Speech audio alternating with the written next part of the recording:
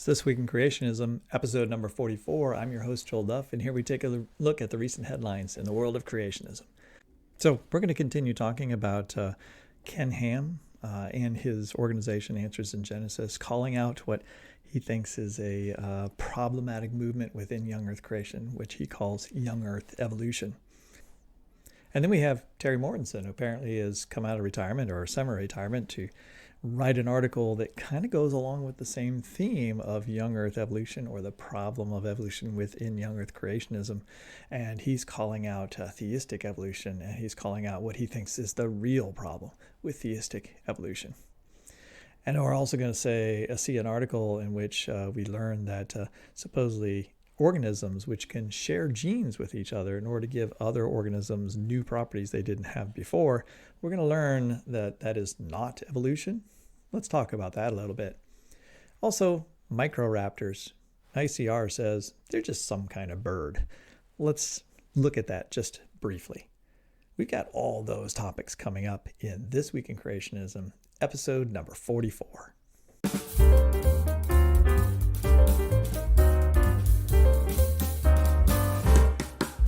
Alrighty, here we go. Let's kick it right off by going right into this young Earth evolution thing.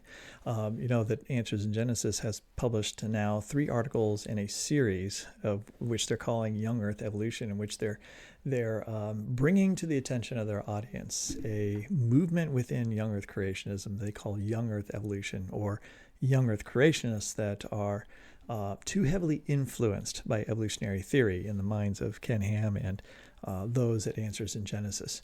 In fact, they've now created a page on the Answers in Genesis website. You can see here, it's a special topic. Under the topic of evolution, they now have a subcategory called Young Earth Evolution. And as I've pointed out in the past, maybe I can't expect everyone's watched all my videos, so I just want to note that if you look at this picture, all right, depicting what they are thinking in terms of young Earth evolution, you can see that we have a land animal type organism that then is walking into the water, and then later has evolved into a fully aquatic organism, or a whale. And what this is alluding to is specifically a young Earth creationist named Kurt Wise, who is a really well-known young Earth creationist, but outside of the major young Earth creationist organizations, who has speculated at one time about the possibility that on the ark there could have been a land-dwelling animal that walked off the ark and had the capacity to adapt to living in the oceans. And so therefore, maybe whales or cetaceans had land relatives. And for Answers in Genesis, that's just too much evolution, or evidence that Kurt Wise is under the spell of evolutionary theory and is being too influenced by that. So we've talked about that before, and I'm sure this is going to come up again, because I'm sure that part of this series will specifically deal with the Kurt Wise, not only just this, but his other views of young Earth evolution. I thought here it would be useful to look at the text that goes with this subcategory. So if you go to this subcategory on evolution at the Answers in Genesis website, they have a short description of what they think the overall problem is, and then a series of links to the articles that will be coming out. So let me just read part of this, and I'm going to make a short commentary on it. A new wrinkle in sneaking evolution into the church is something we are terming young Earth evolution. Subtle ideas that don't comport with the scripture or are unnecessarily accommodating of evolutionary ideas are causing problems within the church, confusing the people in the pews. So they perceive that these individuals within young Earth creationism are spreading information that is contrary to what they view as the accepted truth of young Earth creationism. Right? They don't comport with scripture, so they're claiming they're non-scriptural in some way, and they are accommodating evolutionary ideas. Now, if you go back and watch my previous video, I make the point that I think that they're not accommodating evolutionary ideas any more than Ken Ham, or the author of this particular article here on Answers in Genesis. Ultimately, this confusion can and has led to Christians leaving the church or questioning their faith or scripture. Issues such as feathered dinosaurs, walking whales, there's the walking whale thing, questioning God's method of creation, and other uncritical acceptance of evolutionary ideas have the average churchgoer scratching his or her head, and wondering whether there is truth to be found even in Scripture. So their concern is that this is causing confusion within the church. Shedding light. It's our concern that these ideas receive the scrutiny they deserve. All right? We need to shed some light on these individuals and these ideas and make sure that our followers see them for what they really are, so they can really be able to hone in on the truth and not be confused by these really false prophets, ultimately is what they're going to have to call them within the church. There is no reason, I'm just going to read the larger quote here because it's the money quote here, right? There is no reason and no real data to back up this claim to follow along with this evolutionary teaching unless you're imbibing the whole evolutionary scenario, which involves classifying dinosaurs and reptiles as birds. Once again, this whole consternation that Answers in Genesis has with this confusion of how we classify dinosaurs and birds. It just leaves me scratching my head why this has to be the most important example in their mind. Going against biblical understanding of kinds and the order of creation. The biblical understanding of kinds, creationists all across the board have all kinds of ways of understanding and describing kinds. It's an active area of, I'll say, research and discussion within creationism. And these so-called young earth evolutionists are simply asking questions about how do we define a kind and actually proposing hypotheses. These are really big claims. They sound really significant. But when you look at Answers in Genesis and you look at how they understand a biblical kind and their own discussions in their own research journal and among members at Answers in Genesis, it's very clear that they don't have a well-resolved definition for what a kind is. There's nothing wrong with other creationists defining kinds or trying to figure out the definition of kind and coming to different conclusions. This isn't all about Answers in Genesis has the answers. Now, of course, they think they have the answers, but it's quite an arrogant viewpoint to suggest that these are settled questions, and therefore anyone who asks questions about them needs to be called out as a heretic. Dinosaurs and reptiles as birds.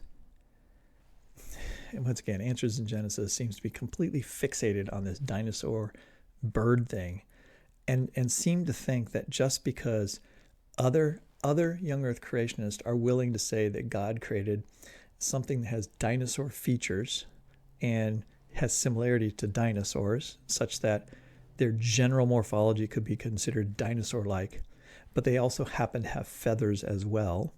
And so calling them a type of dinosaur or describe them as being dinosaurs with birds, that's not, I don't understand why this has to be something that they automatically are being compelled to do because of their beliefs in evolution.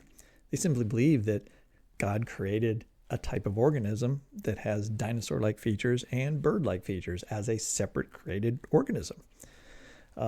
That's not hard to understand, and yet Answers in Genesis implies that anyone that questions and suggests that there is an organism that has features of both somehow is fallen under the spell of evolutionary creation or evolutionary biology. In fact, God said what he did in his word, right? God said it, he did it. We just read it and we know what happened. Genesis 1 and 2 clearly state that God created birds as well as sea creatures, including whales, on day 5, and land animals, which would include reptiles and mammals, on day 6. Now, what they're getting at here, what this individual, whoever wrote this, what they're getting at is, look, it says that birds, things that fly, were made on one day, and the reptiles were made on another day. It doesn't actually say reptiles, it just says land animals. Why can't you have an organism that can fly, that maybe God made on the 5th day? he made a flying organism that has many features of dinosaurs, toothed beaks and bony tails and certain hip structure and certain kinds of clavicle. And there's a bunch of different features that are more dinosaur-like than all the other birds that we have today. Why not say that's a uniquely created organism that has a mixture of features, and you could have made it on day 5 instead of day 6? How is this a heretical idea? How is this an idea that could only have come out of evolutionary theory? And therefore we need to cast aside these people that say this. This topic will examine the many ways evolutionary ideas are creeping into the young Earth camp. And like I've said before, evolutionary ideas already affect and have affected the young Earth creationist movement since the very beginning. And I don't know anyone within that particular camp that's not affected in some way by evolutionary biology and the findings of evolutionary biology. It's our hope that people will find the answers they need to combat these evolutionary ideas and to encourage them to find their answers in biblical scholarship, not in the words and ideas of fallible men. See, these fallible men implying that they're not really doing biblical scholarship. In my reading of the individuals they're talking about, there seem to be better biblical scholars, all right, than many of the people at Answers in Genesis. We also need to guard against the ideas of men that would, perhaps even unwittingly, lay the groundwork for apostasy and uncritical acceptance of evolution as a whole. So these are big charges that Answers in Genesis is leveling. And this is on their landing page, basically, to describe young Earth evolution. And now they're having a series of articles that describe and try to root out this dangerous line of thought that's within their community. All right, let's not belabor that point, because we're going to be talking about that a lot more when new articles come out from Answers in Genesis and addressing those. Let's go to Terry Mortenson. All right, Terry Mortenson is back. He hasn't written much for Answers in Genesis in quite a while. But he unloads this article, Theistic Evolution is Not the Real Problem, on February 1st, 2023. So this is right in between two of the articles in which they're talking about young Earth evolutionists. At the same time, coming out with a volley against theistic evolutionists as well. So Terry Mortenson sort of leading the charge against that. And we're just going to look at one little snippet in there. So he's saying, so do you see the title? Theistic evolution is not the real problem. It kind of makes it sound like, oh, well, so what is the real problem if it's not theistic evolution? Or is theistic evolution not a problem? Of course he's going to say it's a huge problem. But the real root problem is not theistic evolutionist. It's actually old Earth creationist. All right? It's the presupposition upon which theistic evolution is founded, which is the world is very, very old. That's a necessary requirement, really, for evolutionary theory, or at least a combination of evolutionary theory to the modern consensus view of evolution. So how does he put that? This view, theistic evolution, is heavily promoted in the USA in churches, seminaries, and Christian colleges and then he lists off a whole bunch of people, all right, well-known scholars, pastors, theologians, seminary professors, and so forth, and even different kinds of Christian book producers, right, relatively conservative publishers. And all of these are publishing these theistic evolution tomes, all right, are sympathetic to theistic evolution approaches to understanding Scripture. So that's a big problem, right? Saying like, look how, the Christian community is being taken over by theistic evolution. And then he contrasts that with Crossway, on the other hand, published a 962-page response. I love how every time I hear about this book, all right, the book is Theistic Evolution, a Scientific, Philosophical, and Theological Critique from 2017. Every single time I hear a creationist or somebody referring to this book, they always have to mention how big it is. Like, look, this was a lot of pages. And so since it's a lot of pages, it must be an amazing response, right, to this. It's 33 chapters, again, emphasizing, look, there's so many chapters. That's like so many different criticisms of theistic evolution. So how could it possibly stand, up against that? helpfully present very strong reasons for rejecting biological neo-Darwinian evolution, including human evolution. In a 3-minute video to promote the book, co-editor Wayne Grudem, who's a seminary professor, lists 12 theistic evolutionist beliefs that are contrary to Scripture. I agree with him completely. All right, so Terry Mortenson says, these are really good reasons why we should doubt theistic evolution and reject the idea of theistic evolution. But, here comes the big but, right? What's really wrong with theistic evolution? It's really not the ultimate problem.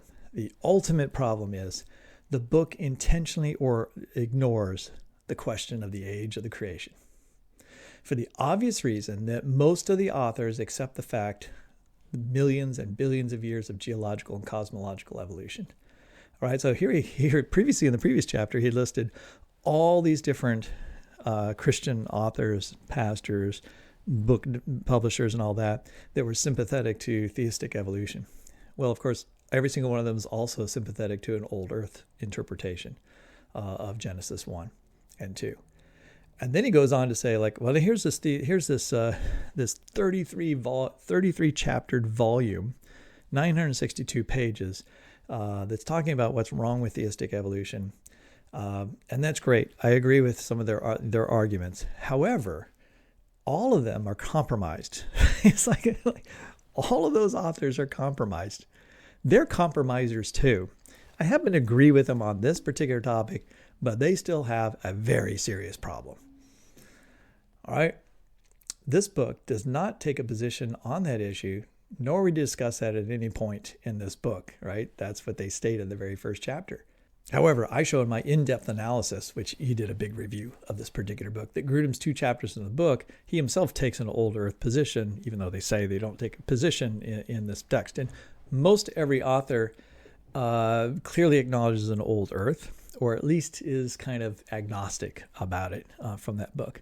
So what's really remarkable is here you have all these authors who are also, compromisers. The world of young Earth creationists and those who are in academia, right, in publishing, professors, pastors who actively think and work with the text of Genesis, there's not many of them that have a young Earth creationist view. And Terry Mortenson is pretty quick to point that out. It's really remarkable. You can have so many people in the Christian community who are sympathetic to something like theistic evolution or evolutionary creation.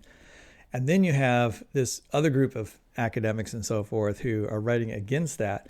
But the whole group of all of them, find an old Earth to be completely compatible with an interpretation of scriptures. That leaves Terry Mortenson, along with some of his friends, and a very select group of people that find the young Earth to be an essential interpretation of Genesis 1 and 2, upon which everything else is founded. And you can see that last paragraph. Theistic evolution is indeed a problem, but the problem is that any view of creation and the age of the Earth that denies some or all of the literal history of Genesis 1:11 significantly undermines the authority of Scripture and the foundation of the gospel. Right? These individuals, they can't be allowed to stand. They have to be called out as compromisers because they're undermining, all right, the authority of Scripture. And really, if we go back to young Earth evolutionists or young Earth evolution within their ranks, these individuals they're claiming are succumbing to the pressures of evolutionary biology, and they're coming up with alternative readings of certain portions of Scripture to try to understand what a biblical kind is and to try to understand how diversification might have happened and try to incorporate how appearance of age might actually be compatible with some aspects of cosmic evolution. All right. And because all those things have some of the trappings of bringing things in that are not there, not the strict young Earth creationist literalistic interpretation of Genesis, they feel like those are compromisers, right? They're compromising on the word, and therefore they're undermining the authority of Scripture. So they have to be called out, even though they are, by all intents and purposes, young Earth creationists and would claim that moniker for themselves, that they believe in all the major tenets of young Earth creationism. and yet there's still a danger. And if you undermine the authority of Scripture, then you're undermining the gospel, and that can't be allowed. All right, let's move on. Now, I'm going to take you to another website that I don't think I've done on the previous 43 episodes of This Week in Creationism. And I'll be honest, I don't look at this site very often. It's called Creation Evolution Headlines. I think it's crev.info is the address of it. And it's it is what it sounds like. It's headlines in, well, not really creation. It's really headlines, scientific headlines with an interpretation, right? A spin, a young earth creationist spin on those particular things. If you go and look at the authorship on a lot of the articles, and in fact, if you look at who is the creator of Creation Evolution headlines, it's David Coppage. And he has done a number of writing of articles for Creation Ministries International, which is why I'm showing you his short biography there. He is worked for the Jet Propulsion Laboratory, and he actually worked on the Cassini mission to Saturn not too long ago. And so astronomer would be his main area, or astromechanics would be his major area of expertise. But on this particular site, he kind of writes about everything, including a lot of stuff on biology. I pay very little attention to this site because I would say that it's whatever I say and whatever I've told you about Answers in Genesis articles or my critiques of ICR articles and how they very often misunderstand the original literature or are contorting it in certain ways that I find objectionable. I would just lose my mind if I had to talk about the interpretations of David Coppage of various articles, because they're kind of like, it's like AIG times 5. The ridiculous nature of some of the logic and explanations he uses, it's just too much. And so it would be too easy for me to just, use their headlines and his words. I could make 100 shows on This Week in Creationism. I could have 10 shows a week on This Week of Creationism just based on those articles. But they're not looked at very much, and they're superfluous most of the time. And you can find that link at another site that I'm not sure that I've ever taken you to, but it's Logos Research Associates. Logos Research Associates is like, you can think of that as like an academic society, but an academic society for young earth creationists. So to be part of this organization, and this is this is an organization that exists apart from the major creation ministries like ICR and AIG and so forth. So there are members of all those organizations, plus professors at different Christian colleges and other independent researchers that all join this particular organization, Logos Research Associates. And the requirement to be in the organization is you have to have some kind of advanced degree in science. So they're interested in scientific creation science, not so much the other social issues and scriptural discussion.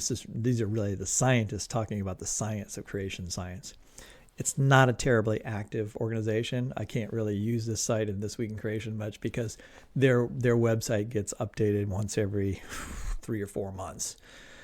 But you'll notice down at the bottom there, Creation Evolution Headlines. That's because David Coppage is a member of Logos Research Associates and probably has something to do with the website. And he has a link to his own Creation Evolution Headlines there. So just in case you wanted to go take a look for yourself.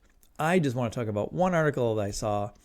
I'm including this on a list of things that I am generating to make a video in the future. And that video is going to be something like, I think the title will be something like, All the Things That Creationists Believe Aren't Evolution. And the point of that is going to be a long litany of things that creationists have claimed are not evolution. And once you read over that whole list, or once I go over the whole list, you'll start to ask, well, what exactly is left? Like, what exactly is evolution? After you find out all the things that creationists try to tell you are not evolution. And one of the reasons they're trying to tell you a lot of things aren't evolution is because they're kind of saying like, yeah, that does happen. Yeah, that does happen. That does happen. But it's not evolution, right? That's just reshuffling. That's just random variation. That's just, they have a lot of things that it just is, except that it's not evolution. So this was just a nice example of that. So that's why I'm bringing this one up. So and I happen to have seen the original research article that this was based on. So I knew right when I saw the title, I was like, oh, that's what they're going to do with this research. This is how they're going to like get around this particular topic. All right, how they're going to explain away the thing I just read over here in the literature. So they have the title here by David Coppage is Gene Sharing is Not Evolution. Right? And then you see the subtitle there. Microbes in the ocean share genes in tiny bubbles. But where did the genes come from? What he's referring to here is a really interesting research paper that reveals a brand new way, describes a brand new way that we didn't know about before, in which certain kinds of bacteria can swap information with other bacteria. And they do so by packaging little portions of their genome into these little tiny bubbles that they sort of snip off in little plasma membrane packages, and then let them float out in the ocean. And then when these little plasma membrane bubbles, which are really literally like soap bubbles, right, meet up with another cell, they can fuse with that cell, and then the DNA, that little short strand of DNA, can be brought into that other cell and then incorporated into its genome. And so one cell can gain new bits of data, basically, from other organisms. And sometimes this includes entire packages of genes, where there's like a whole group of genes, and those genes are then inserted into another bacteria. And that bacteria then suddenly gains the ability to process, metabolize something that it couldn't before. And so this is a way that bacteria can share their genetic information with other bacteria. So if one bacteria comes up with new combinations of genes that make a new biosynthetic pathway, typically what happens is you can only inherit that by copying it and making new cells, right? But what about all the other billions of bacteria in the ocean, right, even of the same species, that haven't come up with that new package of genes? They're stuck without that capacity, right? And so typically what would happen is one lineage would have something and it would copy it over and over and over again in their descendants. And if those descendants were more fit for the environment because they now had a new skill that the other ones, that their neighbors don't, they would eventually supplant or replace all those other bacteria because they wouldn't survive as well.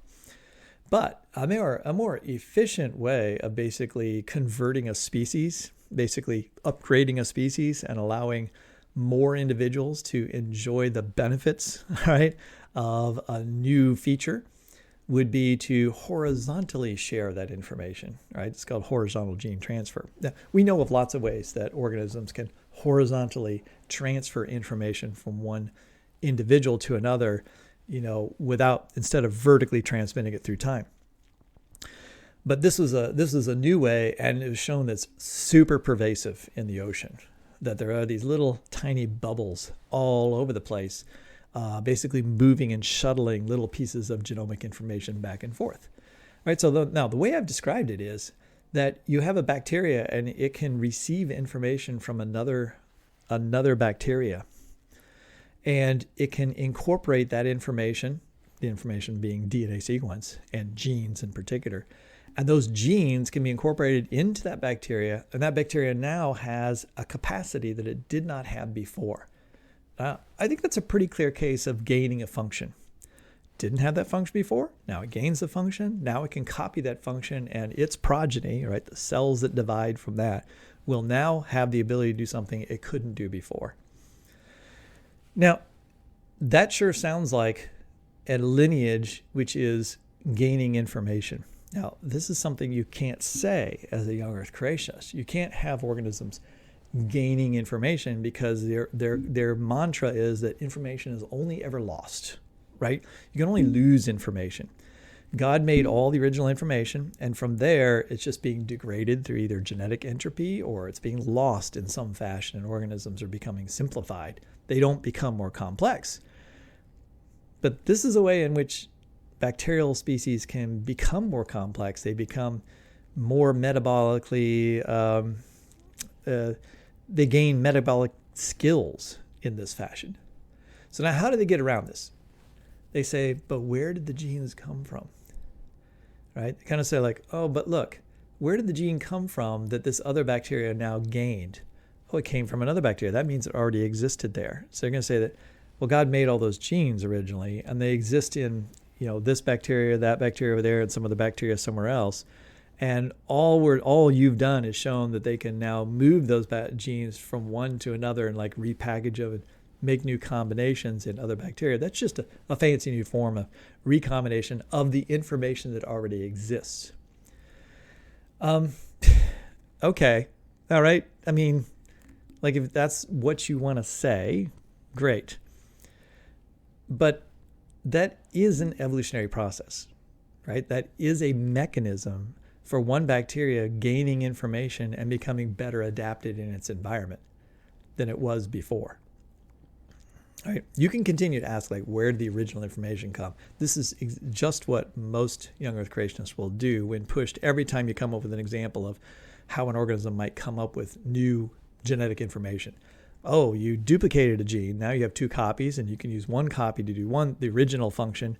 The other copy could mutate and make a new function. Well, but where did you get that gene? Well, you copied another gene in order to make that new gene.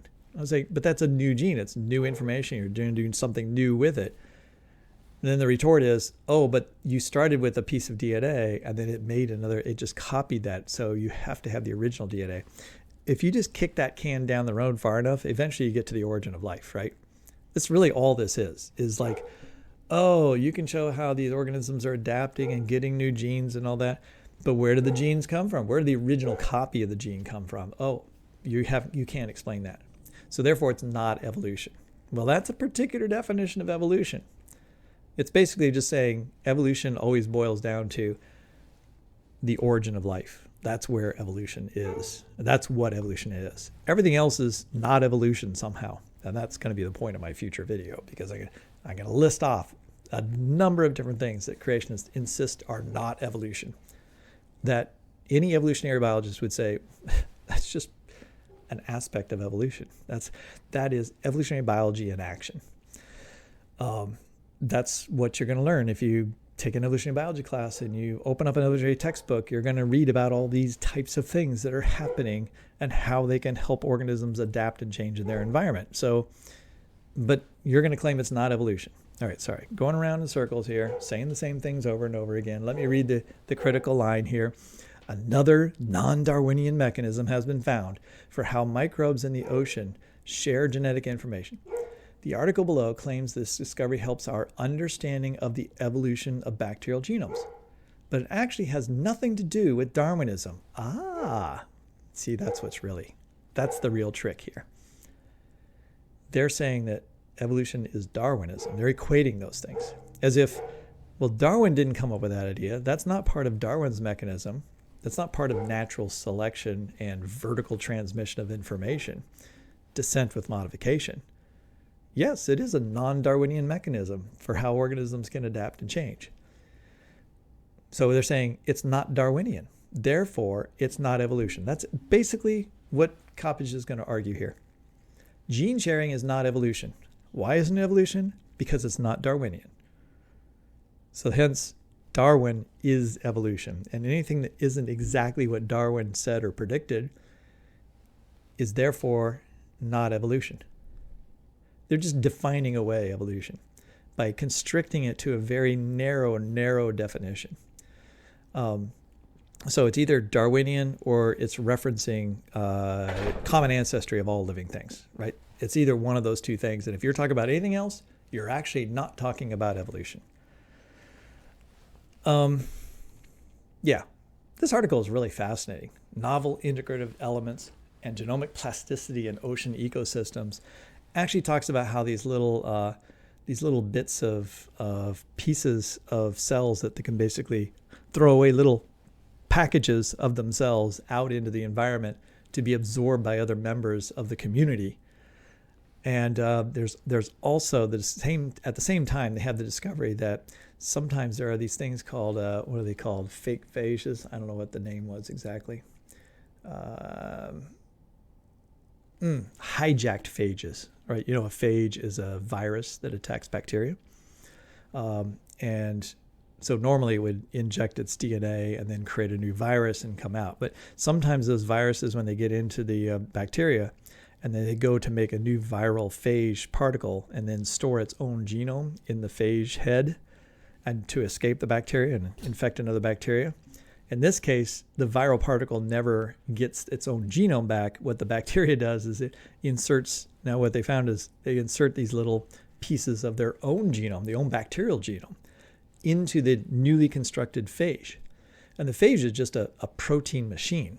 And then the protein machine goes out, and then when it connects, or when it interacts, when it comes into contact with another bacteria, the phage just automatically injects the stuff inside of its head into that other bacteria.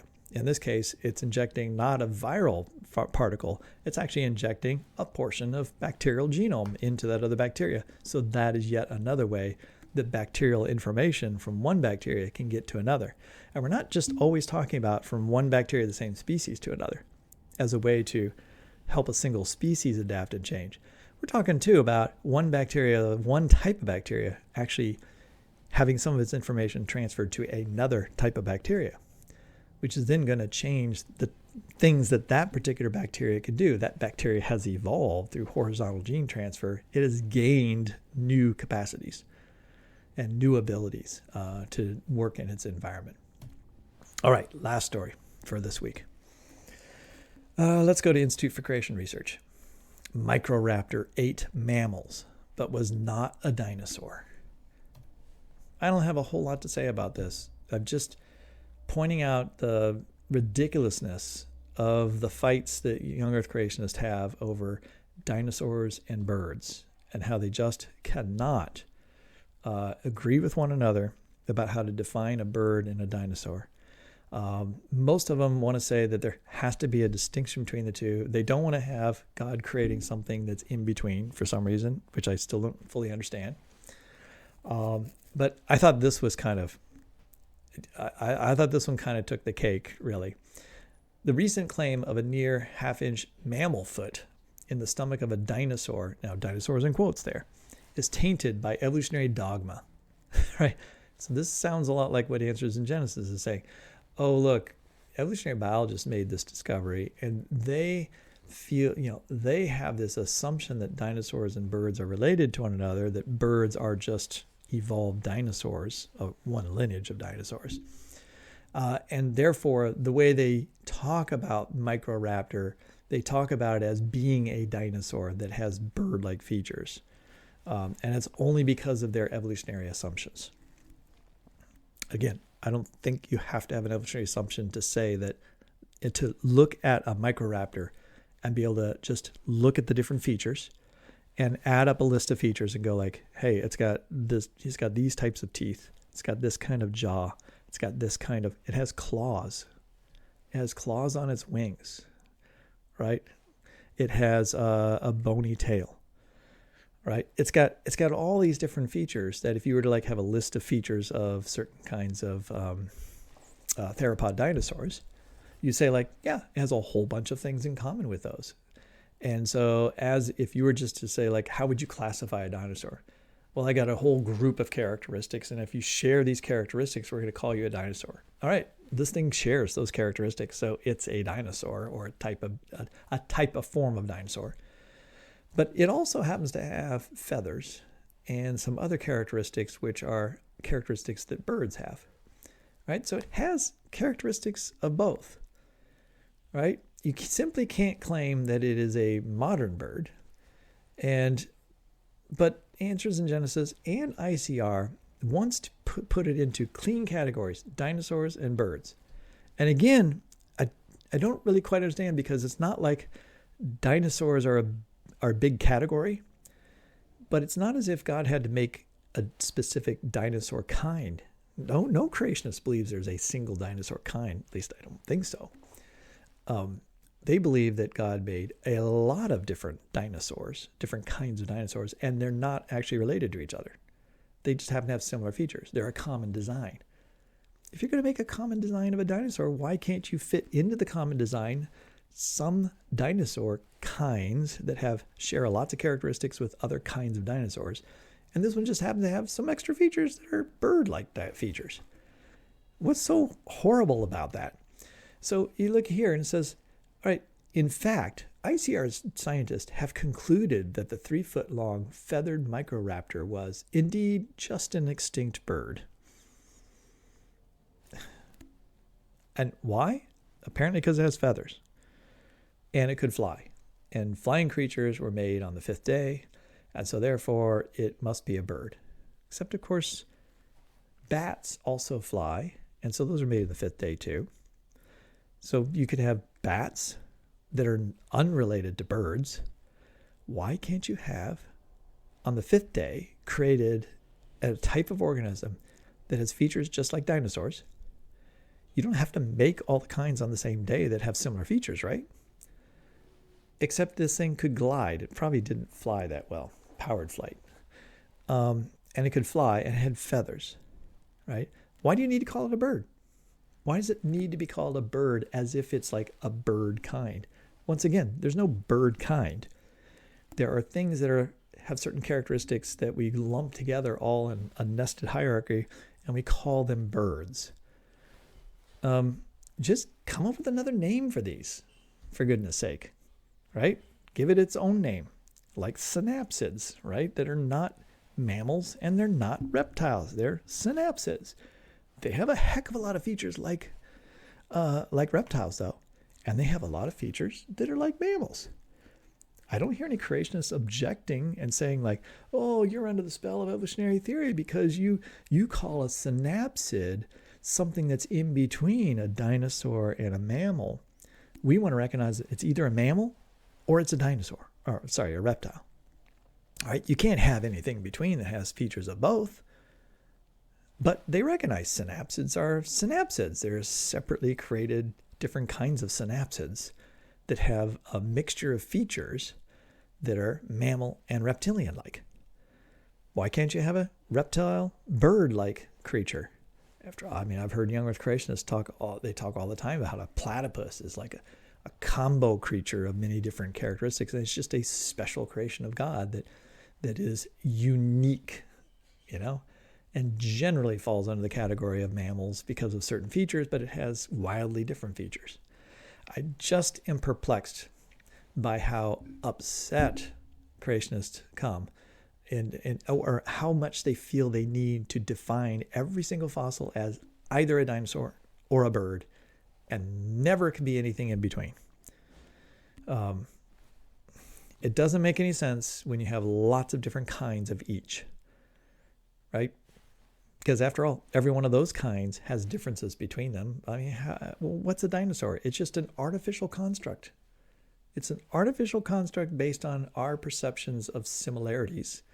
And we give that group of things a name called dinosaurs.